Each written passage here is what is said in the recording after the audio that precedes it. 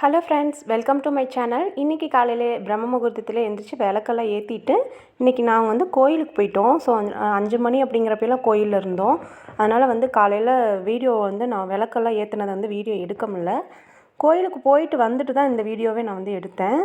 So காலையிலே ஐயப்பனுக்கு துளசி மாலையெல்லாம் கட்டி பால் பழம்லாம் நெய்வேத்தியம் வச்சு காலையிலே விளக்கெல்லாம் ஏற்றிட்டேன். பூஜை ரூம்லேயும் இந்த மாதிரி விளக்கு ஏற்றிருந்தேன். எங்கள் வீட்டில் மாலை போட்டிருக்காங்க இல்லைங்களா, அதனால் நாங்கள் காலையிலே கோயிலுக்கு போயிட்டோம்.